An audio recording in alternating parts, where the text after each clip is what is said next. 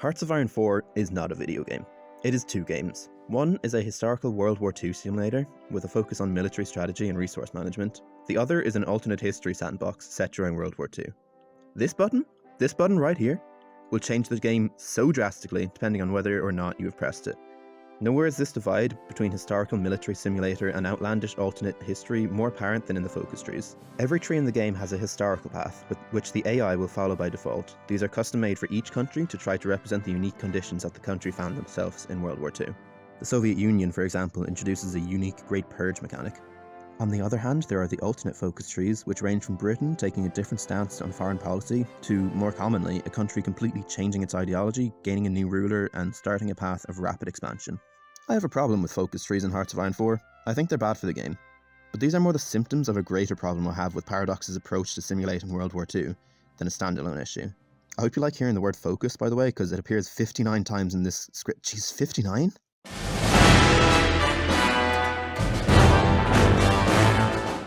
Alright, quick bit of housekeeping. I'm going to be focusing on the negatives in this video, but I want to say up front that I do like Hearts of Iron 4. I played it for a frankly unhealthy amount of time. There's a lot of things that I do like about it, and I'm just not going to talk much about that in this video, so I'm just going to list some of the things I like now. Land warfare is good. I like division templates, and the command system is very straightforward and effective. The supply system makes micromanaging units worthwhile and provides short-term goals in combat. I don't have much of an issue with the tech trees or military doctrines. Air and navy warfare aren't as engaging as land warfare, and navy in particular seems underpowered, but the systems aren't too bad. I like the character system, upgrading traits on commanders to suit them to specific roles in the military cabinet system. Espionage is pretty good, if underpowered. Most of the missions aren't worth the time and effort, with the exception of collaboration governments, but that's a balancing issue rather than a structural one. The resource system is fine. I have no problem with that, and the recent patch buffing resources in Africa makes that a much more important theatre, which is very welcome. There's plenty of other systems that I enjoy as well, but I won't get into it. I think I've made my point. I like this game. Now you might notice that the systems that I enjoy are the ones focused on warfare. That's because diplomacy and politics in this game is very lacking, the most out of any Paradox game.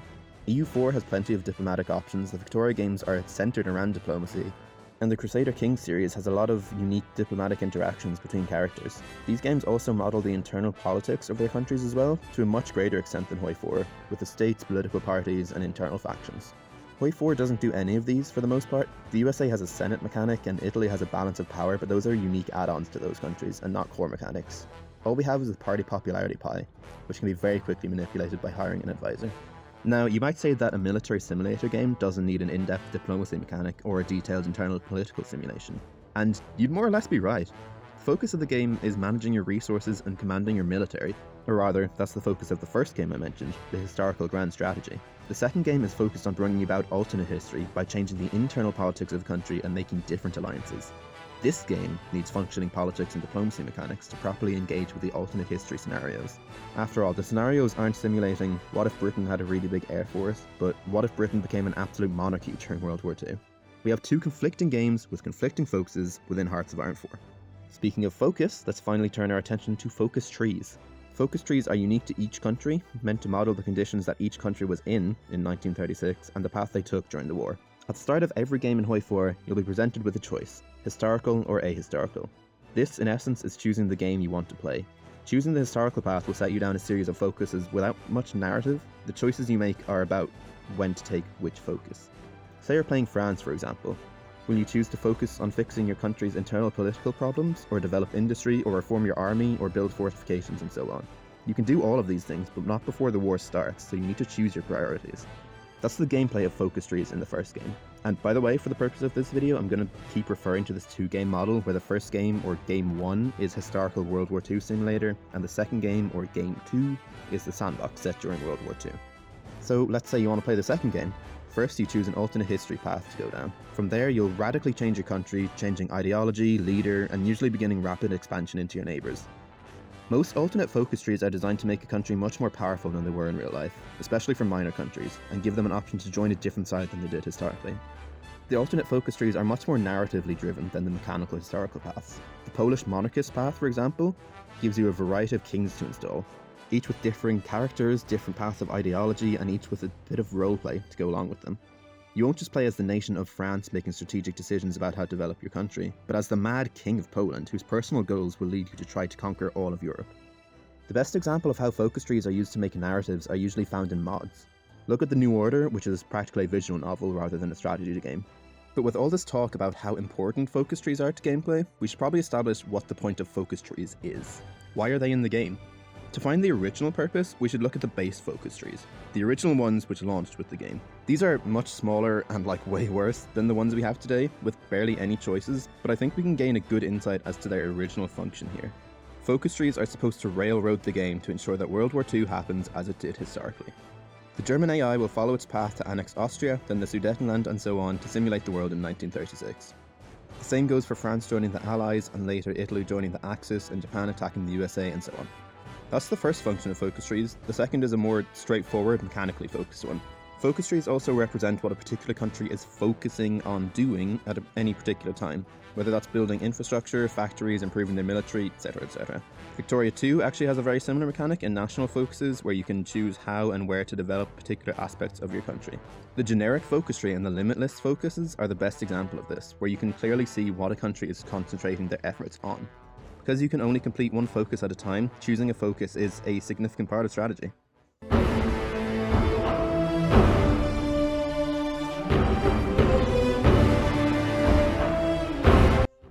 So, focus trees have two functions: to script events and to represent what a country is focusing on.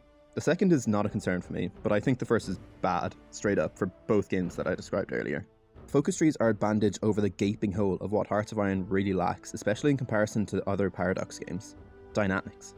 Because every event is scripted through focus trees, the AI lacks any ability to respond dynamically to events in the world. Going back to Victoria, for example, let's say Britain and Russia have bad relations, and a crisis begins over Russian ownership of Poland. Britain will back Poland because the British AI wants to weaken Russia. But if France and Britain have bad relations, then France will back Russia because the French AI doesn't want the British AI to expand their influence. Y4. France joins the Allies because it's in their focus tree to do so. It's a scripted event. The French AI doesn't recognise that Germany is building a stronger military and war industry.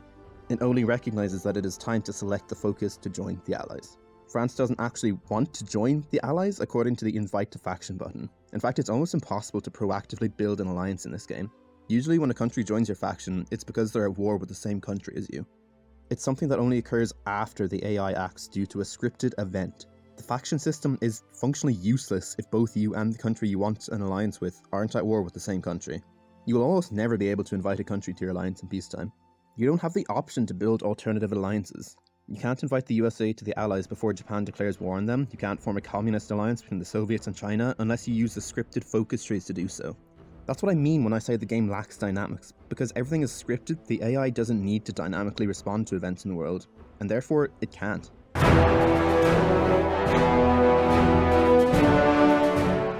The political system is even more lacking. The politics of your country is, in most cases, completely under your control. If you want to flip ideology, just hire an advisor of the ideology you want, basically never experience any friction. Again, comparing this to Victoria, the population holds varying ideologies depending on their material conditions. This means that managing your country's internal politics is a major part of gameplay. You might want to pass laws that are unpopular and have to deal with dissatisfaction in your country, leading to revolts. Hoi 4 doesn't attempt to model this in its mechanics beyond a low stability having a chance to cause strikes, which gives a debuff to your industry and manpower. This is fine for the first game, but very problematic for the second game, which very often features manipulating the internal politics of your country. There is no real mechanic to influence your country's politics beyond hiring an advisor, so focus trees slap different mechanics to each country. This makes for a unique experience playing each country which have these mechanics, but not all mechanics are created equally. The two best in the game are, in my opinion, the Soviet and Mexican trees. The Soviet tree adds an entire purge mechanic where you need to balance out Stalin's paranoia and try not to lose the most important generals and advisors, whether you're siding with or against Stalin. The Mexican tree has 2 civil wars looming over you for the entire game, and is one of the only times you'll find yourself seriously making trade-offs between playing optimally and keeping your country together. As communist Mexico, you might want to ban the church, but doing so when your country is unstable will activate a civil war, so you have to make concessions until you've increased stability high enough. What's more, there is no one way to increase or decrease church power, but there are various focuses which might send you down mutually exclusive paths. If you want to stay stable in the long term, you'll have to give up short-term benefits. It's one of the most engaging countries to play by far. On the other end of the spectrum, you have a lot of boring mechanics that revolve around chance. Flipping Britain to fascism requires you to click on a province that you want to control if a civil war should break out, and then there's a chance of stability decreasing. It's a very simple minigame, and it's very easy to avoid a civil war. So really all it requires is giving up a lot of political power for a few years.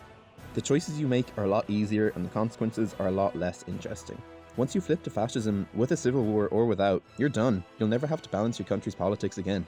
Apparently everyone opposed to fascism just stopped caring after the fascists took over the government. Most of the alternate focus trees go this way. You'll spend the first few years of the game rushing the political path, maybe starting a civil war, and by 1939 at the latest, you've flipped ideology and will never engage with the political mechanics again. And so we have that two-game conflict coming up again. The first game doesn't have in-depth political simulation because it doesn't need it. It is additional to warfare. God, that took me so many takes to say that right. The second game is all about engaging with the political elements of the setting, but there are no mechanics upon which to build, so each country has a new mechanic just awkwardly shoehorned into its focus tree. Sometimes it works and makes for a really fun playthrough, but usually it just results in giving you a chore to do before you can start expanding your country. This is the problem that comes with trying to make Hearts of Iron 4 two different games. The first game needs a functional military system, and adding too much diplomacy and politics risks bloating the game and taking focus away from the actual warfare in the World War II game. But the second game needs diplomacy and politics to deliver the narrative. Hearts of Iron 4 doesn't have a dynamic diplomacy or politics system, so instead Paradox stuck all that stuff in the alternate focus trees, so you don't actually have to engage with it if you don't want to.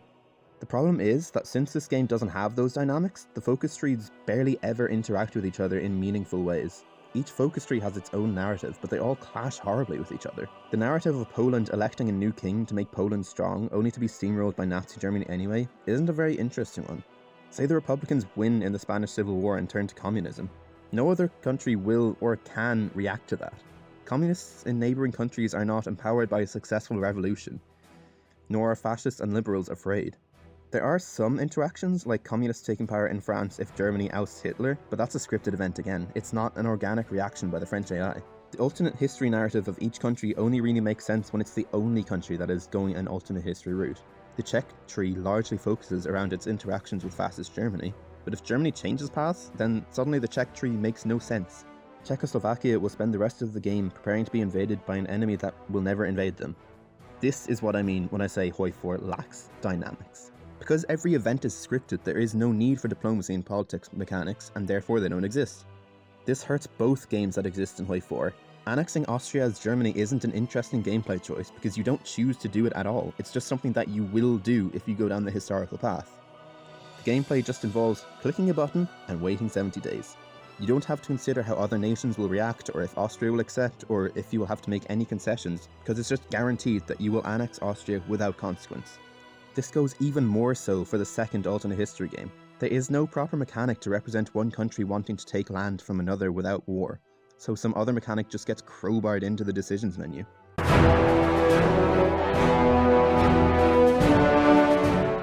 Alright, look, I have to be honest at this point. Everything I've said until now has been a prelude to my actual number one biggest problem with Hoi 4. It's not the lack of features, but the actual approach that Paradox took to representing history. Very idealist approach to Hoi 4. By which I mean the game represents history as being guided by metaphysical things like ideas, rather than material things which can be proven to exist. This is most in contrast to the Victoria series, which is basically a historical materialism simulator. Why does this difference in philosophy change the game? Let's talk about Germany. Germany in Victoria 2 doesn't exist at the start of the game, but Prussia does, and Germany will usually form. Prussia, and then later Germany, is a strong nation for a lot of reasons.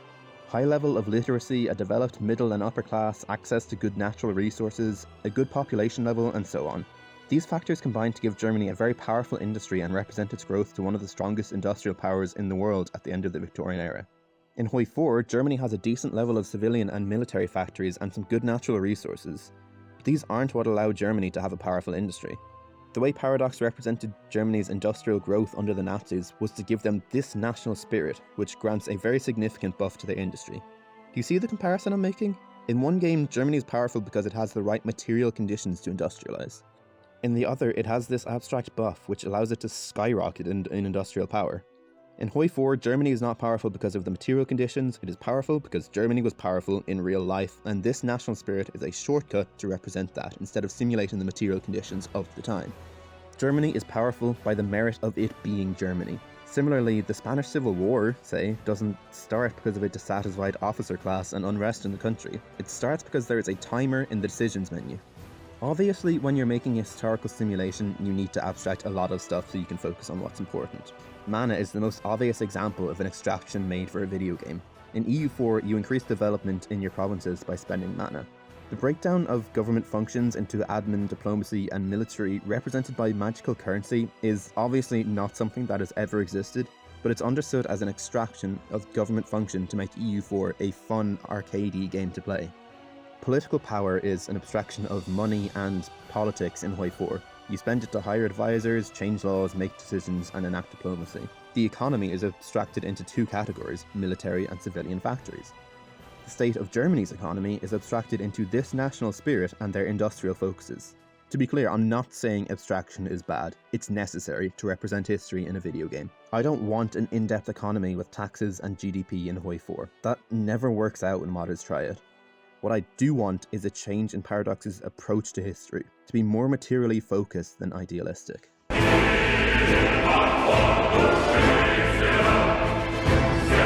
I'm hesitant to suggest features because I'm not a game developer. I don't know shit about programming, and since they're unlikely to be implemented, it would basically just be an exercise in fanfiction. But I don't want to just point to the Victoria games and say, this did it better, be more like this, because Victoria and Hearts of Iron are different and should be different. So I'm going to outline what changes I would like to see, just to illustrate my point. None of this will really be applicable to Hoi 4, since it would require rebuilding the entire game, so maybe see them more as suggestions for Hoi 5. Starting with the biggest offender, focus trees have to go. They're way too messy, too restrictive, they don't interact with each other, and they limit the AI.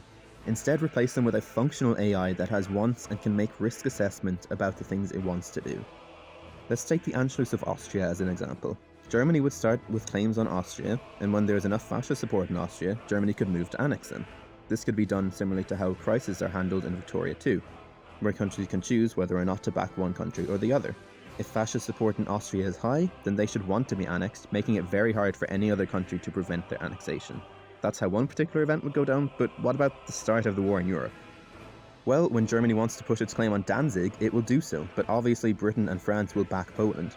If Germany calculates that it has sufficient military and industrial strength in comparison to the Allies, it will gain a war goal and use it to invade Poland. There can also be conditional victories. For example, the Soviets will not back Poland if Germany offers them their lands in the east. These kind of diplomatic plays would allow for a lot more divergent gameplay in alternate history scenarios. For example, say that China wins against Japan early and unites. They could start a diplomatic play to take ownership of Outer Manchuria in exchange for joining the Soviet alliance. It would allow for some actual balancing and counterbalancing on the world stage to make diplomacy a lot deeper and much more engaging than just waiting 70 days for a focus to complete. Industry could be changed minorly to not depend just on civilian and military factories, but on a civilian and military workforce. Imagine a labour pool, which doesn't represent the entire country's population, just people who are working. I'm not suggesting a full-on POPs mechanic where the ideology and ethnicity of each person is simulated, because Paradox don't want to let players simulate the Holocaust, which, yeah, fair enough. So, labourers would be designated to either consumer labour or state labour, and through various laws and decisions you can increase the amount of people working in state labour. State labour would be divided into construction and production, or in other words, how civilian and military factories work. Civilian labour would function like consumer goods do now, in that they aren't productive for the state, but are there to represent the production of all other goods like food and electricity. This isn't a major change, and technically it's not that historically accurate. Not all production was done by the state, but I think it would be a better abstraction than the current industrial system. It would be easier to explain why Germany has a powerful industry by saying they have lots of people working in industry than they have a national spirit. Honestly, I'm not that attached to either of these ideas. You might have a better suggestion, but my point is that these mechanics would reduce the abstraction and move towards a more materialist view of history without bloating the game or taking away the focus from it being a military strategy game. I won't be that bothered if these ideas don't materialize in Hoi 5 in particular, but I do hope that Paradox ditch focus trees and develop a much more dynamic system. And that's what Hearts of Iron needs to change.